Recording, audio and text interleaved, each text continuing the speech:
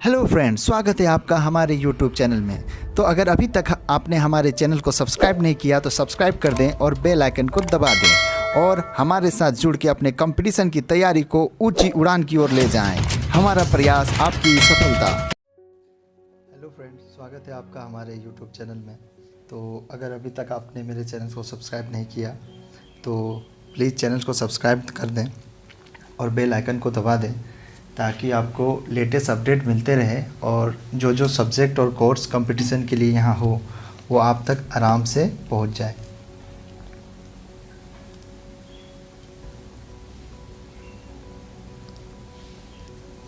तो आज मैं जो सब्जेक्ट आपको पढ़ाने जा रहा हूँ वो है भारतीय इतिहास या फिर इतिहास।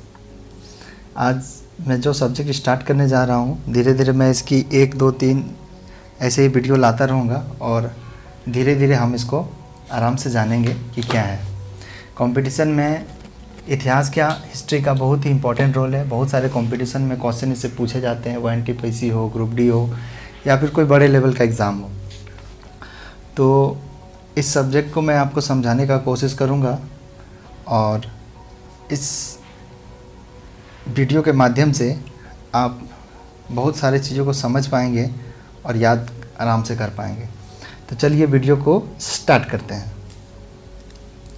तो सबसे पहले इतिहास।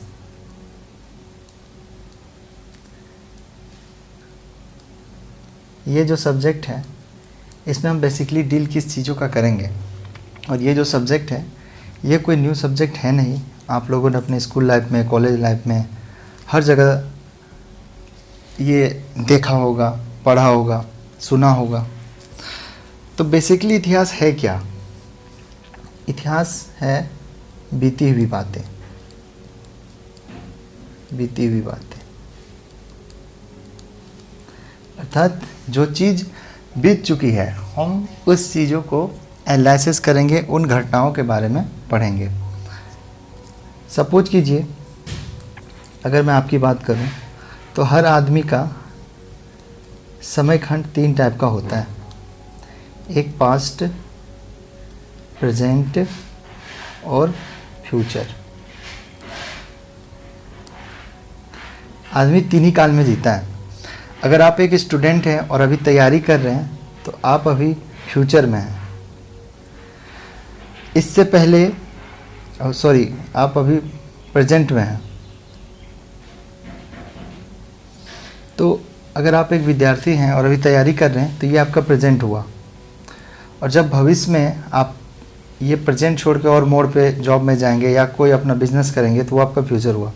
और जो इससे अतिरिक्त आपका पास्ट लाइफ है, बचपन है, ये सब आपका पास्ट है। तो इसी तरह इतिहास भी क्या है? पास्ट चीज़ों का अध्ययन है। इतिहास में हम पास्ट का अध्ययन करेंगे। पास्ट का मतलब भूतकाल का अध्ययन, सिंपल। और इस सब्जेक्ट में आपको क्या क्या देखने को मिलेगा? इस सब्जेक्ट में आपको मिलेगा राजा, राजा का कहानी, कौन सा राजा, कौन सा वंश कहाँ पे हुआ, राजा का वंश,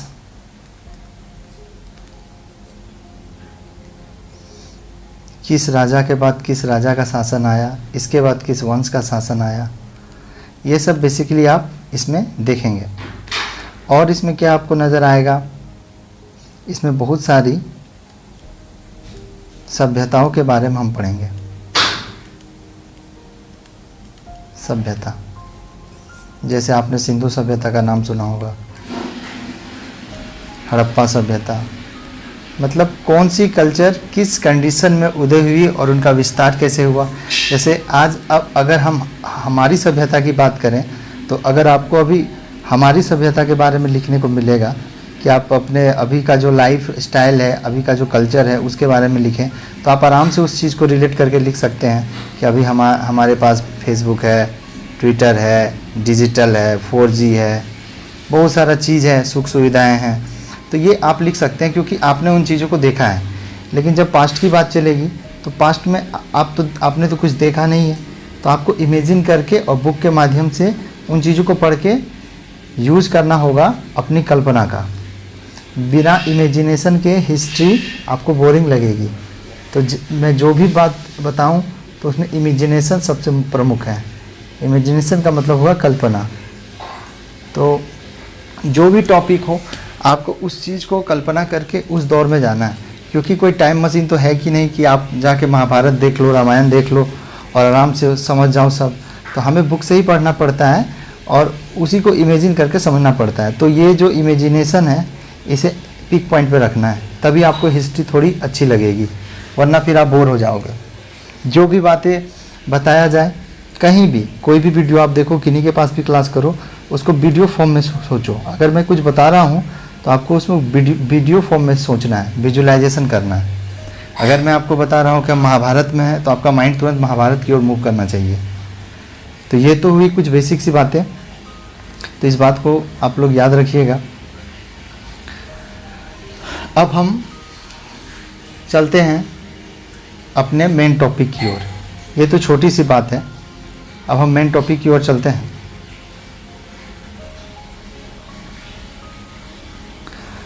तो पहले क्या था, पहले जो इतिहास था वो सब मिक्स था, मतलब उसको कोई कैटेगरी बनाया नहीं गया था। तो क्या था, एकदम खिचड़ी की तरफ पक गया था वो। आप इधर से भी कुछ पढ़ लो, इधर से भी कुछ लो, कोई मतलब डिस्टिंग्विश कैटेगरी नहीं थी। धीरे धीरे क्या हुआ, इसके पढ़ने को और सुगम बनाने के लिए इसको 3 भाग में तोड़ दिया गया। प्राचीन कालीन इतिहास,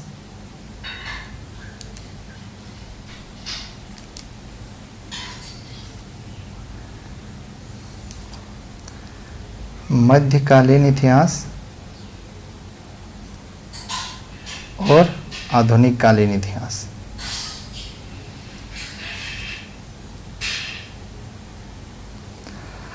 अब तीन भाग में तोड़ दिया गया। अब 3 भाग में तोड़ने से क्या हुआ, हमें पढ़ने में सहूलियत होने लगी। अब हम क्या देखेंगे, अगर एक एक भाग की देखें तो हम प्राचीन काल में अपने वेद, धर्म, वेद है ना, मुस्लिम धर्म, हिंदू धर्म, बाइबल, ये सब का ज़्यादा चर्चा होगा और राजा और उसका वंश का चर्चा होगा। इसके बाद आता है मध्यकालीन। मध्यकालीन इतिहास में हम ज़्यादातर अध्ययन हमारे देश में कौन कौन सा वंश आया, मुगल वंश का शासन, और ज़्यादातर हम मुगल वंश के बारे में ही मध्यकाल में डील करेंगे। आगे इसके बाद आएगा आधुनिक काल। आधुनिक काल का इतिहास में अंग्रेज ने भारत में सत्ता कैसे स्थापन किया और सत्ता के बाद अंग्रेज किस तरह भारत को गुलाम बनाया, है ना, भारत को किस तरह गुलाम बनाया, इस चीज़ों को देखेंगे। तो ये इतिहास को 3 भागों में बांट दिया गया है, प्राचीन काल, मध्यकाल और आधुनिक काल। तो ये आपको याद रखना है कि इतिहास को 3 भागों में बांटा गया है, वो है प्राचीन काल, मध्यकाल और आधुनिक काल। प्राचीन काल में हम ज़्यादातर धर्म, वेद और वंशावली सबका पढ़ेंगे। मध्यकाल में मुगल वंश के बारे में विस्तृत चर्चा होगी और आधुनिक काल में हम लोग अंग्रेज और इंडिया, अंग्रेज और इंडिया, इन दोनों का संघर्ष देखेंगे।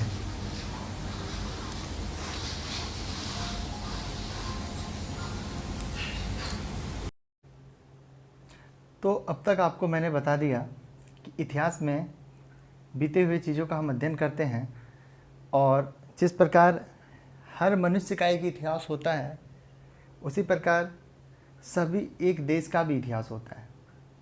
जैसे भारत का अगर दृष्टिकोण ले तो भारत का भी इतिहास होगा, चीन का ले तो चाइना का भी इतिहास होगा, और भी अन्य देशों का इतिहास होगा। अगर हम पूरे विश्व का कॉन्सेप्ट लें, पूरे विश्व का, तो उसे हम बोलते हैं विश्व इतिहास। विश्व इतिहास, जब हम पूरे विश्व का के घटनाओं को चर्चा करेंगे और एक घटना को दूसरे घटना से जोड़ेंगे, तो उसे पूरा विश्व का इतिहास बोला जाएगा। तो मैंने आपको ये भी बता दिया है कि इतिहास को 3 भागों में बांटा गया है, प्राचीन काल, मध्यकाल, आधुनिक काल। तो अब आगे हम भारत के इतिहास को देखेंगे। भारत का इतिहास, इस टॉपिक में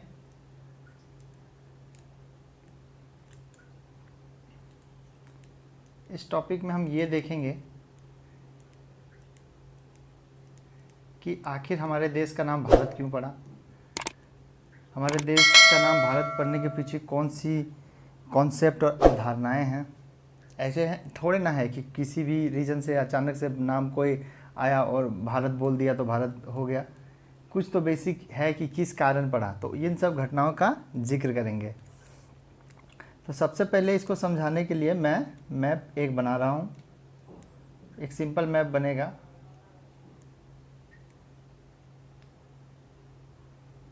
सपोज कीजिए ये हमारा भारत है,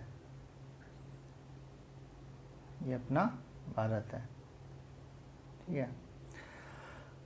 अब उस समय एक यहाँ नदी हुआ करती थी, यहाँ पे अभी भी है ये नदी। इस नदी का नाम है सिंधु, आपने नाम सुना होगा।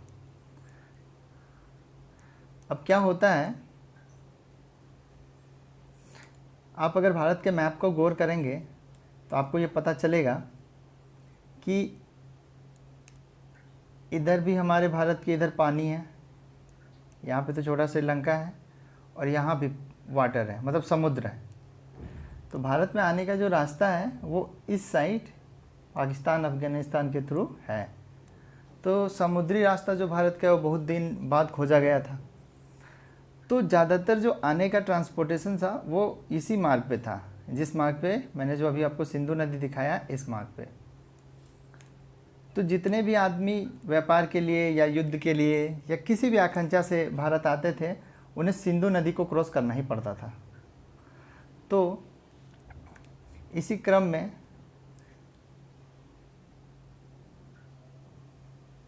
मैं इसे थोड़ा छोटा कर लेता हूँ। इसी क्रम में जब हमारे देश में ईरानी आए, तो उन्होंने भी इस सिंधु नदी को क्रॉस किया, और इस सिंधु नदी के नाम पे वे हमारे देश को हिंदू, सिंधु धीरे धीरे क्या हुआ, सिंधु टूटते टूटते एक नहीं होता राइमिंग टाइप का, तो सिंधु अब बन गया हिंदू। तो इसी नाम पे ईरानी ने इस नदी को क्रॉस किया, और इसी सिंधु नदी का नाम से धीरे धीरे अपभ्रंश होकर, मतलब भाषा टूट टूट के, राइमिंग होता है ना, गांव में जैसे होता है कि सिंपल नाम को भी दूसरा दूसरा बोल बोल के अलग कर देते हैं। तो वही इसी टाइप का सिंधु अब हिंदू बन चुका। अब ये जो हिंदू नाम है यही पूरा पश्चिम में फैल गया। पश्चिम में जो यूरोपीय देश हैं, ये पूरा का पूरा जो नाम है हिंदू वहाँ फैल गया। तो इस तरह हमारे देश का नाम हिंदू एक नदी के नाम से जोड़ा जाने लगा, और उस नदी का नाम है सिंधु। अब जब यूनानी हमारे देश में है, यूनान का सिकंदर, आपने उनका नाम सुना होगा, जो जीता वही सिकंदर। बचपन में हम लोग जब खेलते थे तो इस डायलॉग का बहुत यूज करते थे। तो यूनानी जब आए, हालांकि सिकंदर जब भारत पर आक्रमण करने आया, आगे के चैप्टर में मैं इसको बताऊंगा, तो वो सिंधु नदी को वो इंदे कहते थे। क्या कहते थे? इंदे। और यही इंदे आगे चल के इंदे धीरे धीरे से इंडिया हो गया, इंदे बन गया इंडिया, मतलब भाषा थोड़ा थोड़ा टूट गया। अब हमारे देश के जो बगल में रहते थे, जो है ना सऊदी अरब, जो हमारा पड़ोसी है, उसे पहले अरब कहा जाता था। तो अरब के निवासी हमसे बहुत क्लोज थे, तो ये हमारे देश को हिंद कहते थे। तो मैंने आपको अभी 3 नाम बताया। सबसे पहले ईरानी, जो सिंध से हिंदू कहते थे। सबसे पहले अभी एक बार छोटा सा रिकॉल कर लेते हैं। मैंने बताया कि इतिहास, विश्व इतिहास ऐसे चीज़ को बोलते हैं जब हम पूरे विश्व इतिहास की घटनाओं को जिक्र करेंगे। उसके बाद हमने भारत का इतिहास देखा, तो हमने ये फोकस किया कि पहले इसका नाम कैसे पड़ा ये हम जानते हैं। तो मैंने आपको बताया ये सिंधु नदी के नाम पे हमारा देश का नाम हिंदू हुआ। ईरानी सबसे पहले सिंधु नदी को क्रॉस किए और सिंधु से ही नाम बन गया क्या, हिंदू। और फिर जब यूनानी आए हमारे देश में, जब यूनानी आए सिकंदर के आक्रमण समय, तो वो इस नदी को इंदे कहते थे, तो वही इंदे इंडिया बन गया। इसके बाद हमने एक पॉइंट और देखा था, वो ये था कि अरबवासी से हिंद कहते थे। तो 3 नामों का इससे पता चला। अब ये तो विदेशियों का नामों का आकलन है। अब हमारे देश की क्या मान्यता है, हमारे देश वाले जो यहाँ पे पहले रहते थे उनका क्या कॉन्सेप्ट है, उन कॉन्सेप्ट को भी हम ध्यान से समझ लेते हैं। तो ये हमारा देश है। तो एक कॉन्सेप्ट ये था कि यहाँ पे एक कबीला रहता था जिसका नाम था भरत। इसी के नाम से हमारे देश का नाम भारत कहा गया। कई विचारधारा ऐसी है कि हमारे देश में जामुन के पेड़ बहुत थे, है ना, जामुन के पेड़ बहुत ज़्यादा थे, अभी भी है। आप कहीं भी जाओ आपको जामुन दिख जाएगा। तो इसीलिए इसे जम्बू द्वीप, अर्थात ऐसा द्वीप जहाँ पे जामुन के पेड़ पाए जाते हो उसे जम्बू द्वीप कहते थे। एक कहानी ये भी है कि यहाँ पे एक बहुत प्रतापी राजा भरत नाम के हुए थे, जो अपने बचपन में ही इतने बहादुर थे कि शेर तक से डरते नहीं थे, शेर से भी नहीं डरते थे। और बचपन में ही शेर के दांतों को गिनते थे कि भाई कितना इस शेर का बच्चा का दांत है। तो इतना प्रतापी राजा थे, ये आपने छोटे क्लास का बुक में पढ़ा होगा। तो इसके नाम पे भी हमारे देश को भारत कहा जाता है। तो ये सब कुछ कॉन्सेप्ट हुए। कुल मिला के हमारे देश का नाम हिंद, हिंदुस्तान, जम्बू द्वीप, इंडिया, इंडस आदि आदि नाम से जाना जाता है। तो ये नाम का जो कॉन्सेप्ट था मैंने आपको बता दिया। अब आगे बढ़ते हैं। अब हमारे देश का मैप का अगर हम गौर करेंगे तो थोड़ा सा कुछ और पॉइंट हमें समझ में आ जाएगा।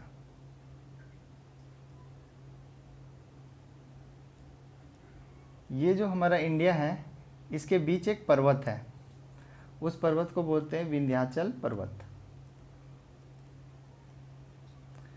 ये हमारे इंडिया को 2 भागों में बांट देता है। इधर हो गया उत्तरी भाग और इधर दक्षिणी भाग।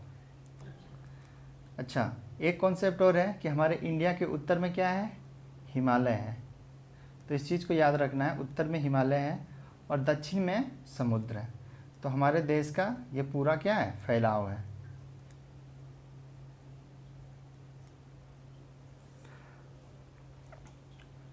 आगे हम देखेंगे कि इतिहास को जो मैंने बताया था कि 3 भाग में बांट दिया गया, प्राचीन काल, मध्यकाल, आधुनिक काल।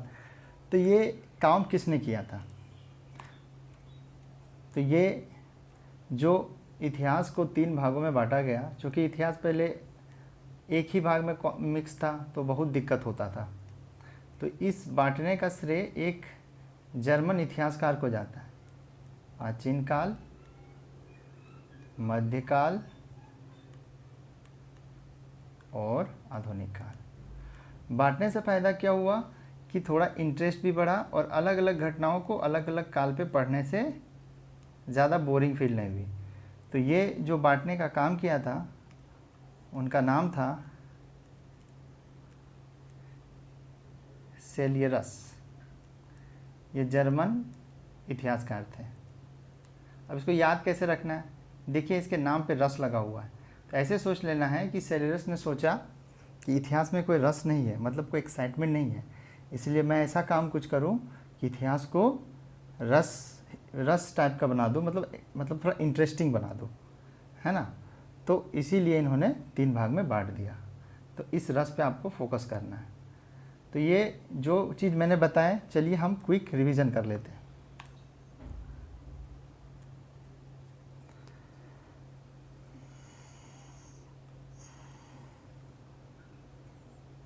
तो अभी तक हमने क्या क्या जाना।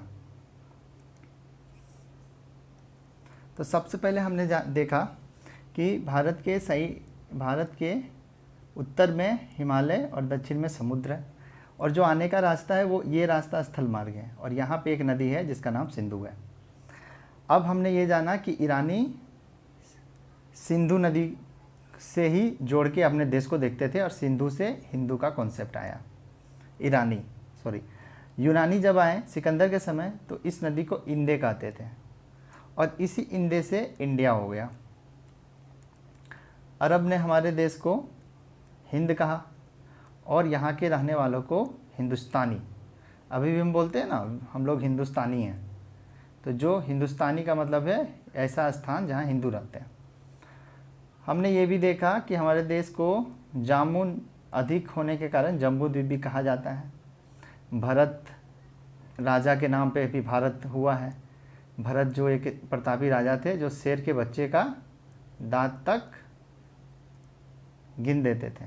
तो ये भी एक लोक कथाएँ हैं। हमने ये भी देखा कि हमारे देश के बीच में एक विंध्याचल पर्वतमाला है, जो देश को उत्तर और दक्षिणी भाग में बांटता है। उत्तर में हिमालय और दक्षिण में समुद्र है।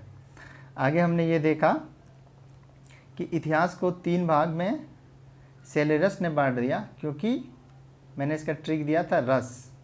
उसे पता था कि इतिहास में कोई रस नहीं है, कोई एक्साइटमेंट नहीं है, तो सेलेरस ने बांटा, और ये था जर्मन का।